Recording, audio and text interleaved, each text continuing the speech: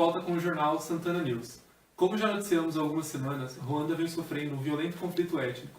E o nosso enviado especial, Rogério Lacoste, traz informações ao vivo direto do país. Boa tarde, Rogério.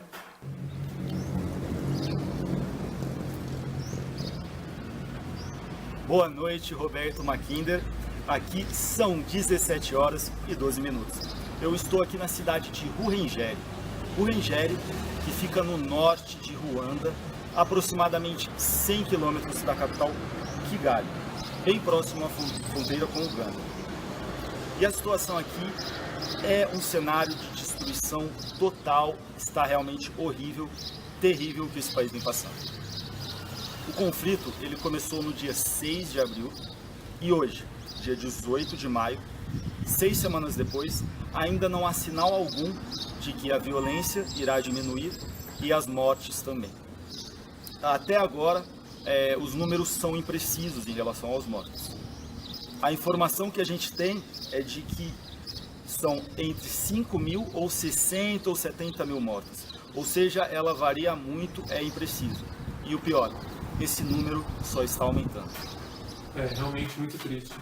Mas a verdade é que esses conflitos étnicos na África são muito frequentes. Para quem não sabe, eles são consequência direta da intervenção colonialista dos países europeus durante o fim do século XIX e início do século XX. Os europeus dividiram o território africano de acordo com seus interesses, sem levar em conta diferenças étnicas, culturais e religiosas presentes na região. Mas, Rogério, o que você pode nos falar a respeito dos históricos e das causas desse conflito em particular?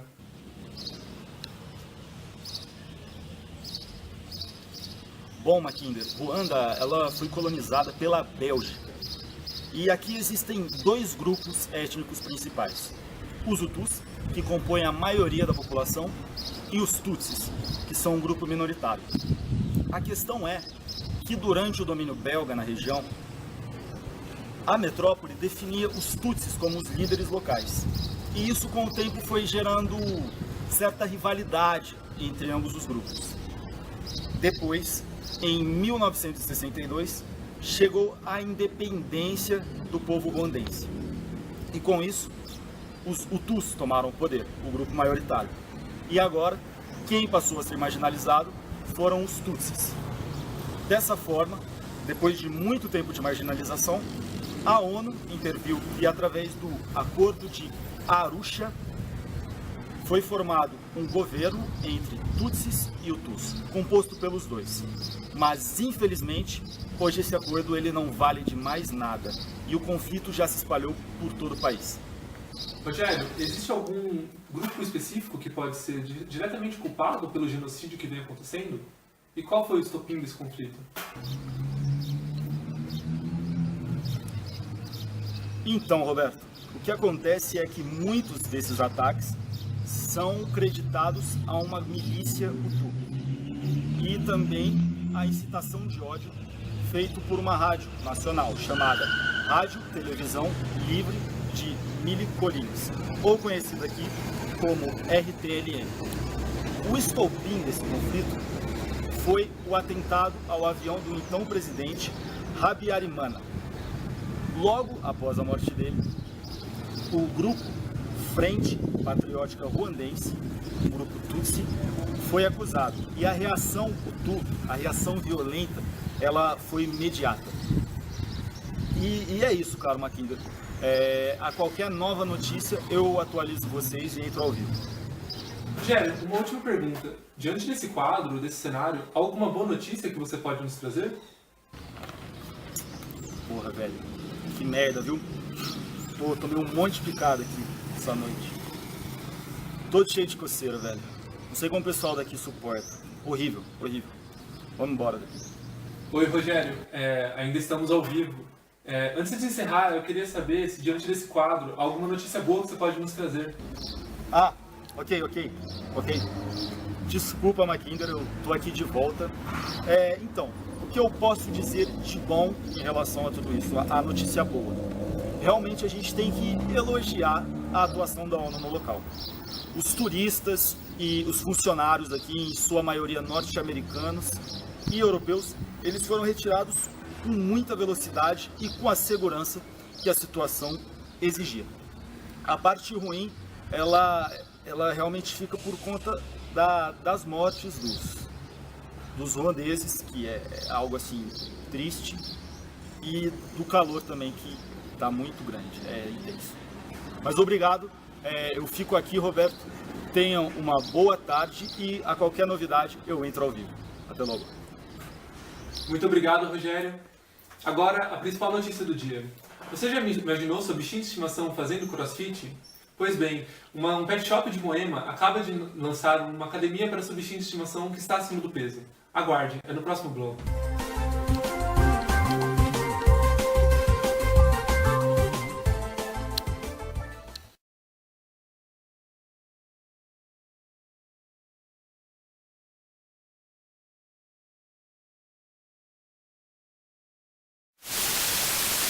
Brasil na última Copa. Atenção, Helena Soares, resposta. Espanha. Errou! Passa! Tá com fome? Compre o biscoito Leme. Quando você morde, faz Trotsky, dá um estalo na boca e quando acaba, dá um gostinho de quero Marx. Compre o seu. Fotossintetizar.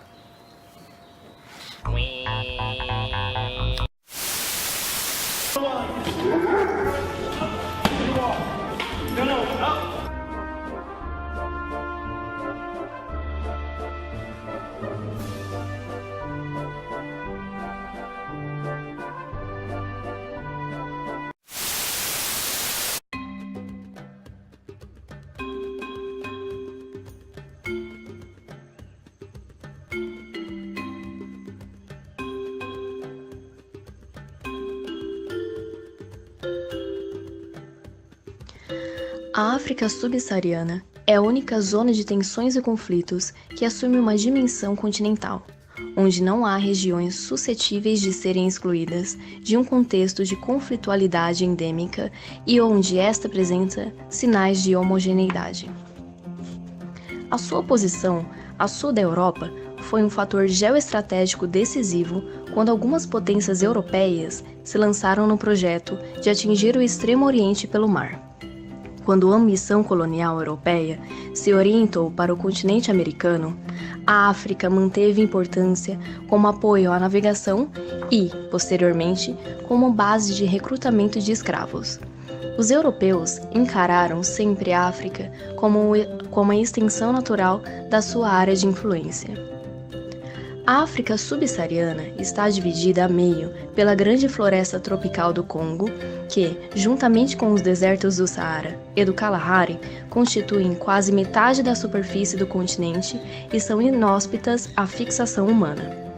A floresta tropical é, depois da do Amazonas, a segunda maior reserva florestal do mundo. A aridez de grandes extensões africanas confere importância decisiva às grandes bacias hidrográficas que foram os polos de fixação humana. Uma visão de conjunto faz ressaltar 4 grandes bacias hidrográficas dominadas por grandes rios de extensão e caudal e respectivos afluentes. Na África Ocidental, destaca-se o Níger.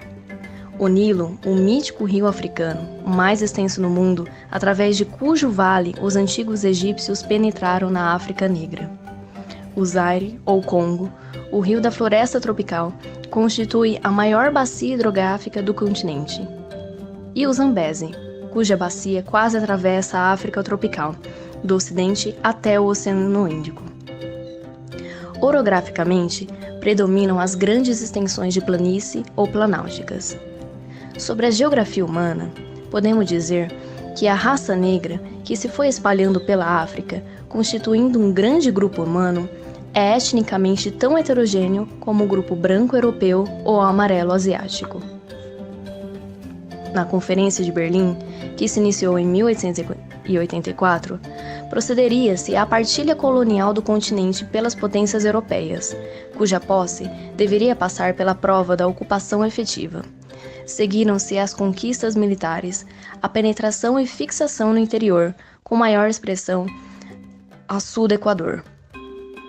Passaram então a conviver 3 grandes formas de culto religioso: a animista, tradicional, nas suas variadas formas de expressão, o islamismo, com maior implantação a norte, e o cristianismo, principalmente no centro e sul.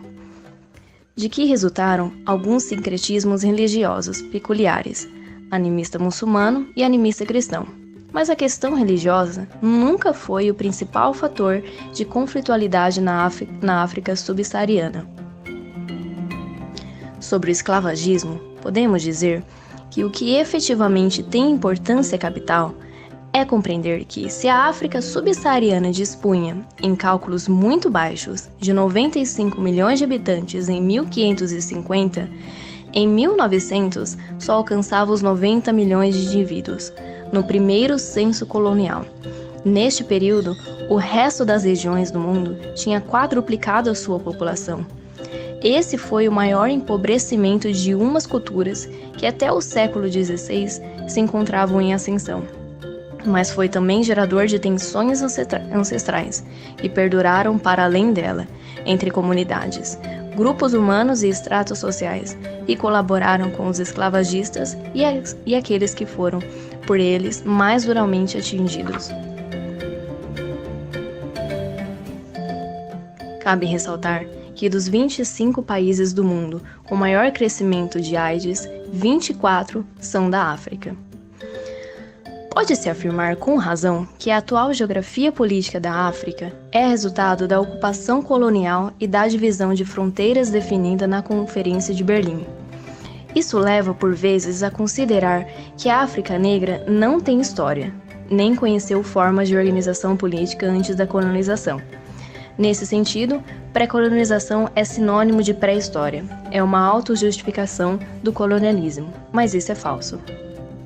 As fronteiras coloniais foram definidas na Conferência de Berlim, ou sujeitas a ajustamentos. Eram fronteiras arbitrárias, traçadas ao abrigo dos interesses de potências estranhas, sem respeito pelos direitos e realidades políticas, humanas e sociais dos povos radicados, muitas vezes dividindo conjuntos políticos, étnicos e mesmo familiares.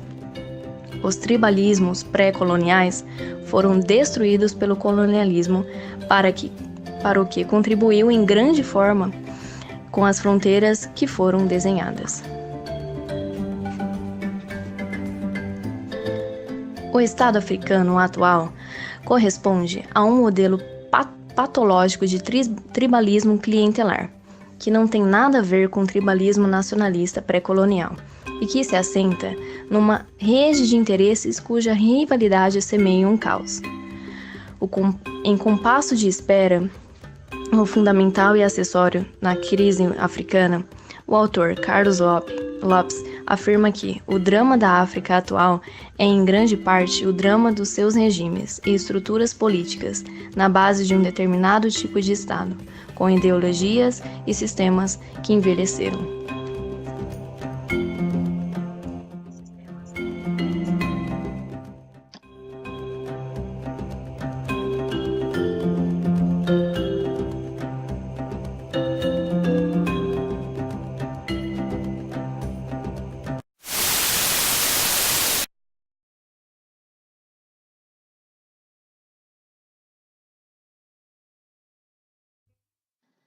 Considerada o berço da humanidade, a África em sua história recente vive inúmeros conflitos políticos e uma grave crise social e econômica.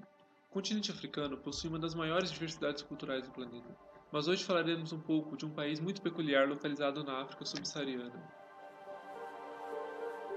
A República Federal da Nigéria está localizada na região central do continente africano e possui riquezas naturais exuberantes. Além de contar com o maior contingente populacional do continente, com cerca de 170 milhões de habitantes, possui um PIB de aproximadamente 600 bilhões de dólares. Existe uma enorme reserva de petróleo debaixo do subsolo nigeriano, que é responsável pela maior parte do crescimento econômico que o país vem vivenciando nos últimos tempos. Porém, nada disso favorece a população, que vive uma série de mazelas sociais, sendo que o país está entre os piores em qualidade de vida e um dos primeiros em nível de pobreza.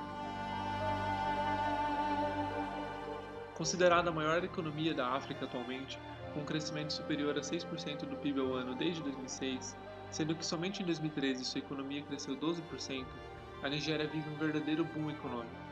Porém, nem tudo são maravilhas. A taxa de desemprego atinge os 20% e cerca de 60% da população vive com menos de $1 por dia. Embora o primeiro africano a entrar no top 25 da lista de bilionários da revista Forbes seja o empresário nigeriano Aliko Dangote, cuja fortuna é avaliada em $24 bilhões. Como já definiu o economista Jim O'Neill, a Nigéria é um país do extremo. Muitas vezes, o dinheiro tem destinos ilícitos, como desvio de verbas e prática de corrupção. Dessa forma, os habitantes não são beneficiados com a arrecadação da receita e o abismo social no país se agrava cada vez mais. Lagos ocupam um lugar de destaque entre as cidades da Nigéria, embora tenha perdido, em 1991, a condição de capital do país para a cidade de Abuja. A configuração da cidade de Lagos, uma das maiores da Nigéria e da África, é caracterizada por uma grande aglomeração de pessoas que convivem com o desprovimento de serviços públicos de infraestrutura, como moradia, alimentação, saúde, educação, renda, entre muitos outros. E isso tende só a piorar, uma vez que existem altos índices de crescimento demográfico, sem que o devido planejamento urbanístico da megalópole africana seja realizado. Pode-se verificar uma grande divisão de cunho religioso na Nigéria, na qual a maior parte da população cristã permanece na região sul do país, onde concentram-se as reservas de petróleo e outros recursos naturais, em contraposição à região norte, onde concentra-se a população muçulmana, com uma enorme escassez de recursos e uma pobreza alarmante. Desde 2002, reconhece-se a existência do grupo radical Boko Haram, que prega um fundamentalismo religioso e combate a influência ocidental a partir da implementação radical da Sharia. O grupo foi fundado por Mohammed Yusuf na cidade de Maiduguri, capital do estado de Borno, na Nigéria.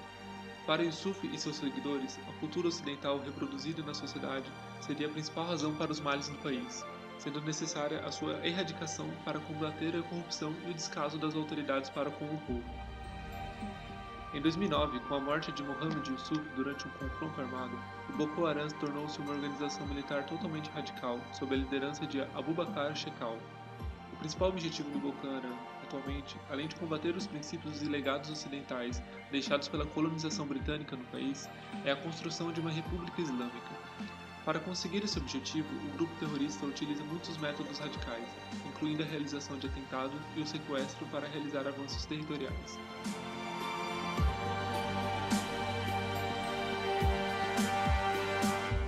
A ação mais notória do grupo até hoje ocorreu em abril de 2014, quando o Boko Haram sequestrou cerca de 276 mulheres entre 16 e 18 anos. Os militantes utilizavam-nas como escravos sexuais e vendiam-nas para membros da organização a um preço médio de $12.